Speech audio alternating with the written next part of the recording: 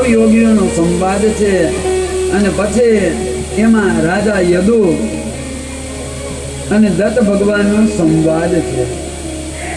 આ રાજા યદુ જ્યારે એક સમય વનમાં નીકળ્યા અને એણે ભગવાન દત્તની મસ્તી જોઈ, ભગવાનનો આનંદ જોયો.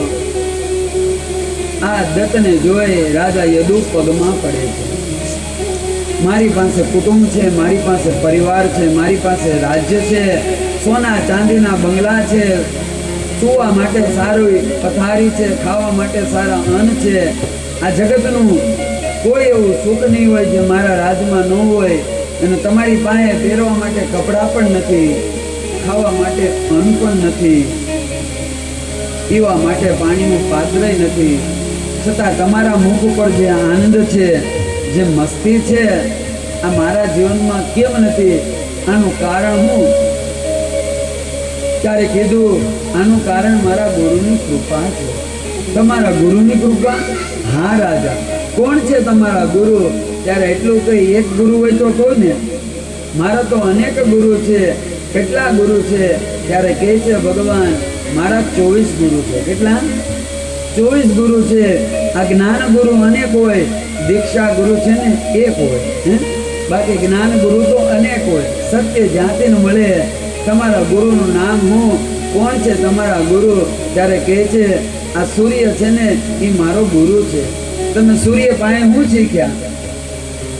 ત્યારે કહે છે, આ સૂર્ય પાસે હું શીખ્યો, જેને આ જગતમાં પ્રકાશ કરવો હોય, જેને ચમકવું હોય ને એને પહેલા તપવું પડે. આ તપ્યા વગર આ જગતમાં કોઈ ચમકતું નથી, કોઈ બીજાને પ્રકાશ આપતો નથી. આ દીવો પોતે બળે ત્યારે મને તમને અંજવાળું મળે. આ સૂર્ય મારો ગુરુ છે, આ પૃથ્વી મારો ગુરુ છે, આ સમુદ્ર મારો ગુરુ છે, આ આકાશ મારો ગુરુ છે, આ સંભળી મારો ગુરુ છે, આ બાણ બનાવવાળો બાણી મારો ગુરુ છે, આ નૃત્યાંગના મારો ગુરુ છે, આ અજગર મારો ગુરુ છે, આ ચંદ્રમા મારો ગુરુ છે. હે રાજન, જો દ્રષ્ટિમાં ભાવ હોય તો આ ગુરુ તત્વ તો જગતમાં ગણું. પૃથ્વી પાસે તમે શું લીધું? પૃથ્વી પાસે મેં ક્ષમાનો ગુણ લીધો.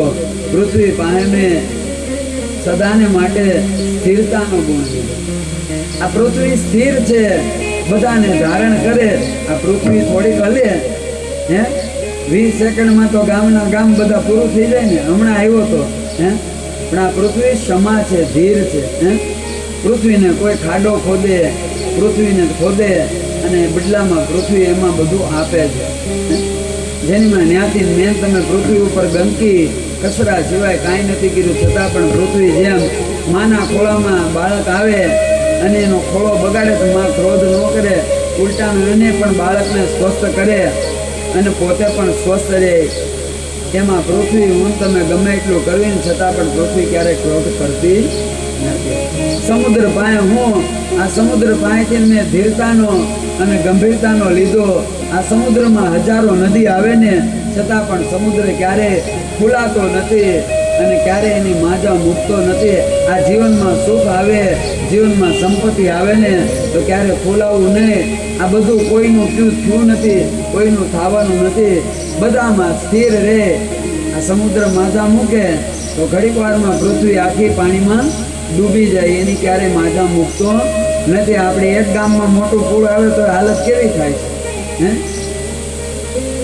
સંભળી મારી ગુરુ છે.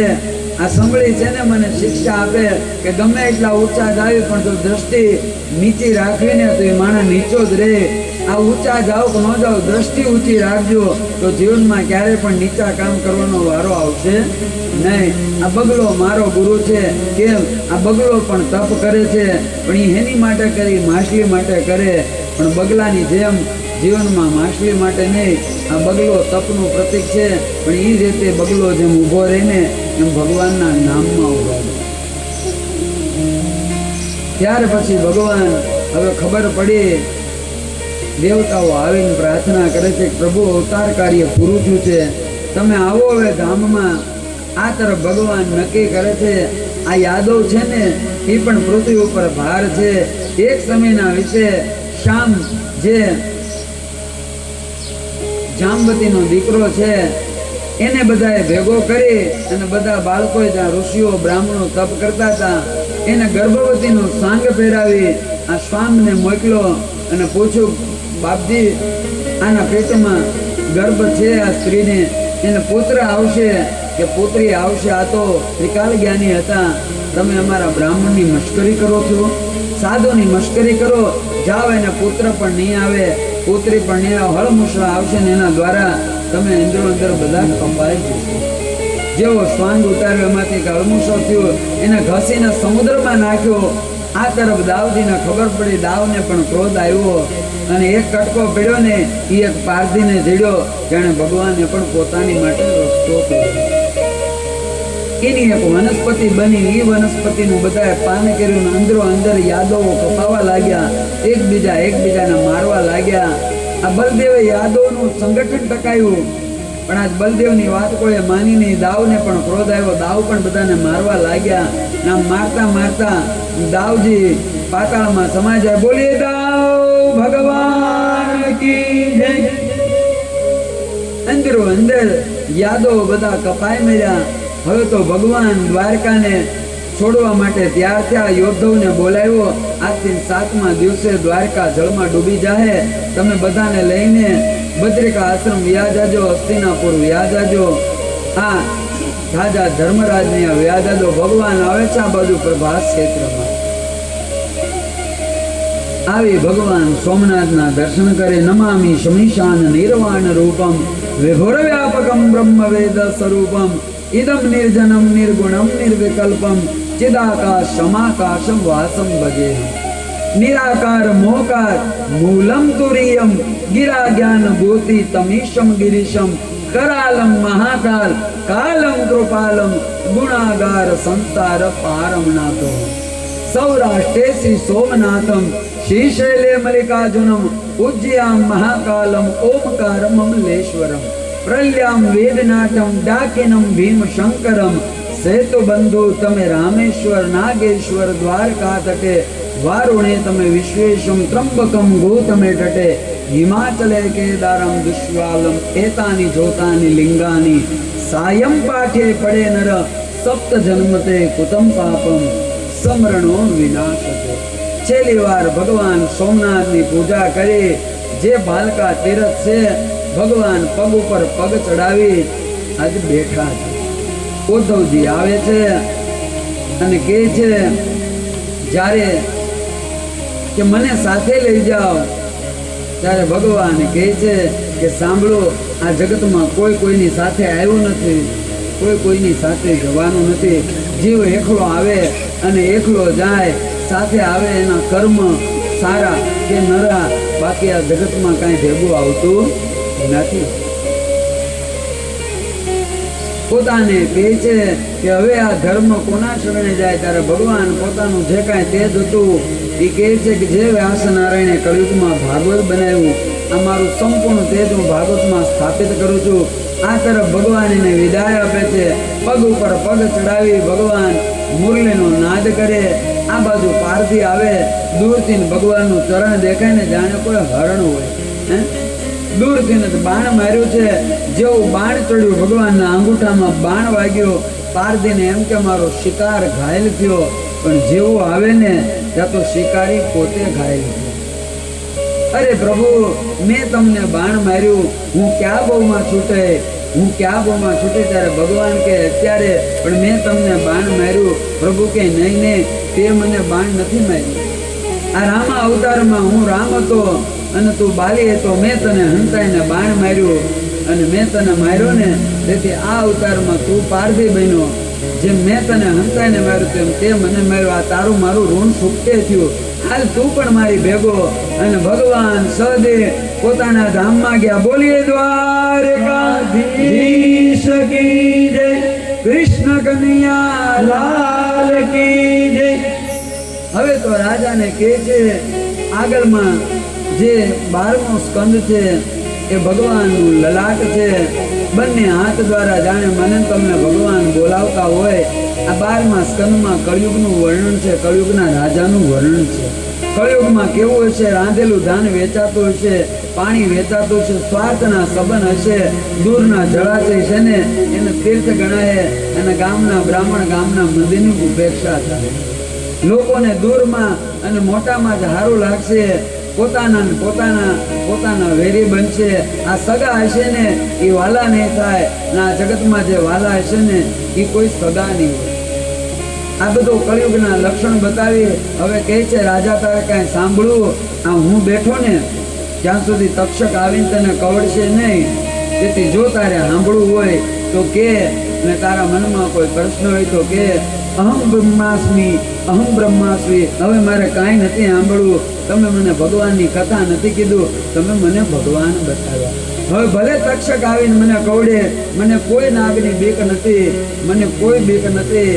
અને જેમ કીધું ને, આ સુખદેવજી છે ને એ ઊભા થાય છે.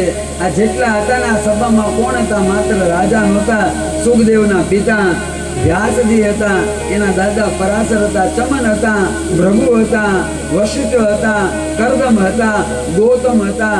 આ બધા ઋષિઓ બધા એક જ વાત કરે, જોવો તો ખરા આપણા ભાગ્ય તો જોવો. વ્યાસ નારાયણે કહે છે, હે વ્યાસ નારાયણ, આ તમે ભાગવત લખ્યું અને તમે તમારા દીકરા પાસે સાંભળ્યું, આ તમારામાં તમારા દીકરામાં ફરક હું લાગ્યો? એ કે મેં તો માત્ર ભાગવત લખ્યું છે, પણ મારો દીકરો તો ભગવત ભક્ત બની ગયો છે. એને ભાગવત નથી સંભળાયું, એને સાક્ષાત ભગવાનના કાળમાં મને તમને લઈ ગયા. આ ભગવતી મંડળ, આ વાવડી રોકડ બાપુની છાયામાં, આ રામજી મંદિરની છાયામાં, આ પવિત્ર તીર્થમાં, આ પવિત્ર ગામમાં મેં પણ મારી કૃપાથી, મારા ગુરુદેવના આશીર્વાદથી, મારી મતિ અનુસાર અને વ્યાસ નારાયણે જે મને બોલાવ્યું ને, આ બધું અહીંયા હું બોલ્યો છું. આ ભગવતી સત્સંગ મહિલા મંડળ, આમાંનું જે કાંઈ તમને સારું લાગ્યું હોય ને તો તમારા જીવનમાં એને ગાંઠ બનાવો. આજે અહીંયા મારી પોથી હું બાંધવાનો છું, પણ આની આ પોથી કાલ છે ને તમારા જીવનમાં ખુલવી જોવે. આ કથા છે ને આપણે લાવ્યા ને ત્યારે માથા ઉપર લાવ્યા, શેરી વળાવી સિદ્ધ કરી આ પોથીને આપણે માથા ઉપર લાવ્યા. અને પછી જ્યારે અહીંયા વ્યાસપીઠ મૂક્યું ને એટલે આપણે આ કાન દ્વારા આ હરિના દ્વાર, આ હરિદ્વારમાં વસાણી. ક્યાં વસાણી? નારદજીએ કર્યું અને જ્ઞાન વૈરાગ્યની મૂર્છા ગઈ. આ હરિના દ્વાર બીજું કાંઈ નથી, આ બે કાન છે ને એ હરિદ્વાર. તેથી આપણે પેલાથી પોથી અહીંયા પધરાય, પછી પોથી દ્વારા આપણા કાનમાં આવે, અને કાનમાં આવે ને પછી જ્યારે પૂરી થઈને આપણી ઘેરે પધરાવીને ત્યારે આપણે ભગવાનને એ જ કહેવાનું કે હવે તમે અમારા ઘરમાં આવો. અત્યાર સુધી રામજી મંદિરમાં હતા, પણ હવે કાલથી અમારા ઘરમાં આવો. ને આમાંની એક પણ વાત જો તમારા હૃદયને અડી ગઈ હોય ને, લોભી જેમ રૂપિયાને હંતાડે, પાપી એના પાપને હંતાડે, શીલવંત નારી એના રૂપને હંતાડે ને, એમ તમારા હૃદયમાં કાકી વાતને હંતાડી દેજો. આ અંત સમયે મારો ઠાકર અને એ વાત તમને લેવા આવશે. તેથી એના હૃદયમાં રાખજો. પણ કોઈ પણ શબ્દ દ્વારા, મારી વાણી દ્વારા કોઈ એવી બોલવામાં ચૂક થઈ ગઈ હોય, કોઈ ભૂલ થઈ ગઈ હોય ને, તે આ વ્યાસગાદીની નથી, આ શરીરની ભૂલ છે. એક બાળક અને બ્રાહ્મણ સમજી અને જો ભૂલ થઈ હોય ને તો એની ક્ષમા આપજો. મારા ગુરુએ કૃપા કરી, મારા માતા પિતાના આશીર્વાદ, આ રોકડ બાપુના આશીર્વાદ, આ રામ ભગવાનના આશીર્વાદ ને તમારા બધાના પ્રેમના લીધે આ તમે જોવો તો ખરા આખું વાતાવરણ ભરી ગયું. તમે જોવો તો ખરા. સવારે એમ હતો કે હવે વાવાઝોડું આ બધું થઈ જાય એની જગ્યા ભગવાન થોડોક ધૂળ હતી ને બહુ, આ તમે રાસ નહીં એટલે ધૂળ હતી. ભગવાન કે છેલ્લે દિવસે પહેલે દિવસે તમે વાળ્યો, આજ હું વાળી જાઉં. એ શેરી વાળી ગયા. બાકી કાંઈ વરસાદ નહોતો, મળી સાફ કરવા આવ્યા હતા. આ ગોપીઓ બહુ નાસીને એટલે આ બધું ધૂળ થઈ ગયું. અને ભગવાન કે જાતા જાતા બધા મને લેવા આવે ને મેલું જોવે તો ખરાબ લાગે ને, એટલે તમારું ખરાબ ન લાગે એટલે જો ધોઈ ગયા, બધું ચમકી ગયું પાછું રોડ રસ્તા. સુખદેવજી ઊભા છે, આ બધાએ પોતાના ભાગ્યના વખાણ કર્યા.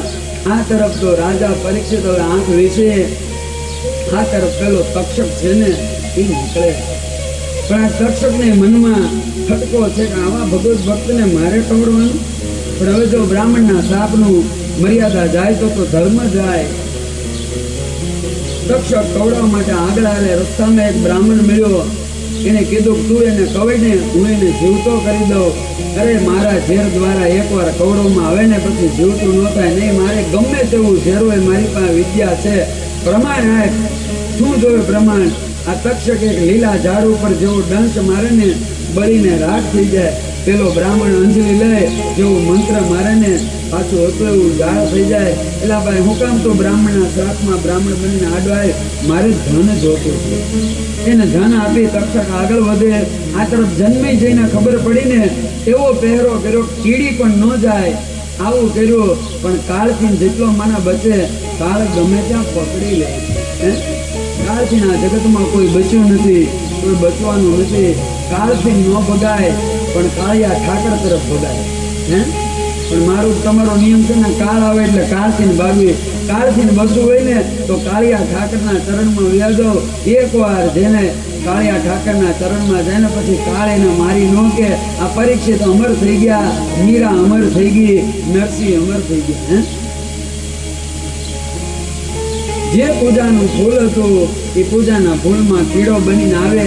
અહીંયા છે ને પોતાના ગુરુને યાદ કરી અહમ બ્રહ્માસ્મિ કરી જેવી આંખ બંધ કરી જય ચક્રમાં પ્રાણને ઘુમાવ્યા અને સહતા વધી પેલો ડાંસ મારે ને ત્યાં તો આનો આત્મા ભગવાનના ધામમાં જાય. આ તરફ તક્ષક ડંખ મારે, બળીને ભડકો થાય. ચિતા કરવી પડતી નથી, ચિતા થઈ જાય. બોલીએ પરીક્ષિત મહારાજ કી જય. પરીક્ષિતને નિર્વાણ મળે છે. આ તરફ જયમિનજીને ક્રોધ આવે છે. સર્પ યજ્ઞ કરે ત્યારે વ્યાસ નારાયણ આવીને સમજાવે છે. અને પછી તો હું પણ મારી વાણીને અહીંયા વિરામ આપું છું.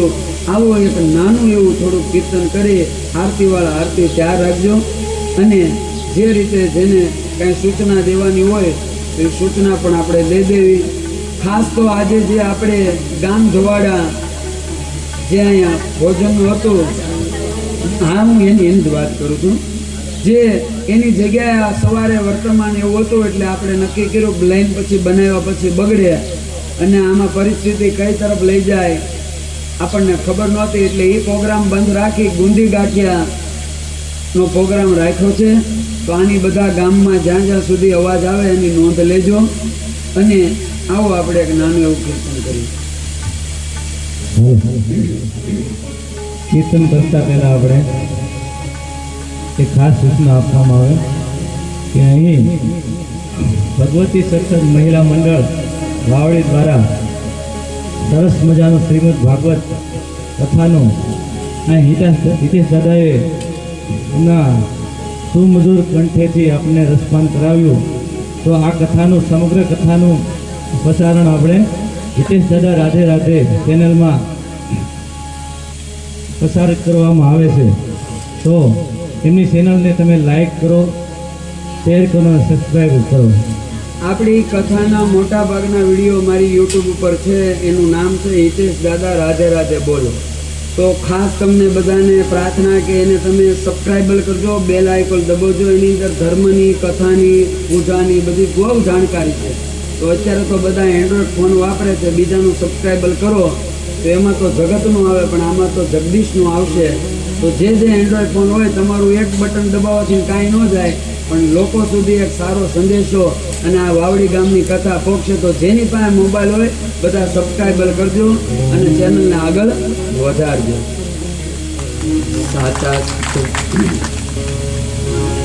સાચા સત્સંગમાં આજ મને લાલો દેખાય છે.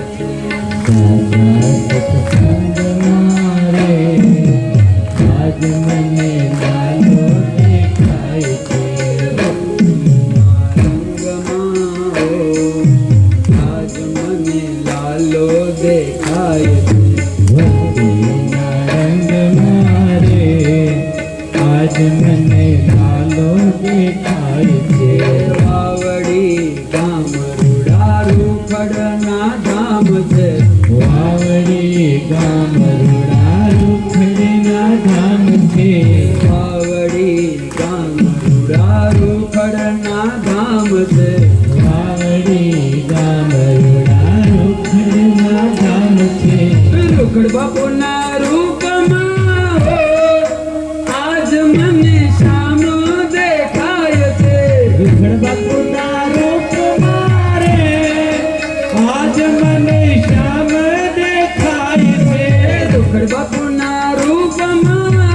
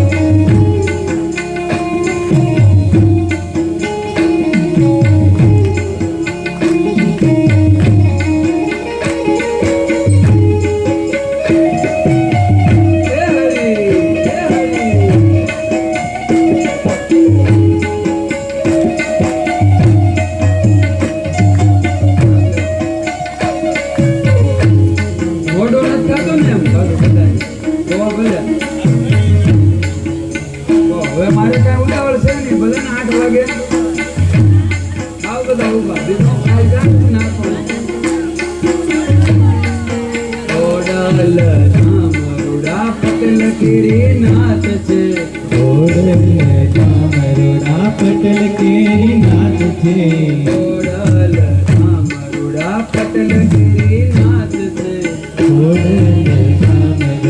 પટલ ગિરિનાથ છે પટેલોની સેવામાં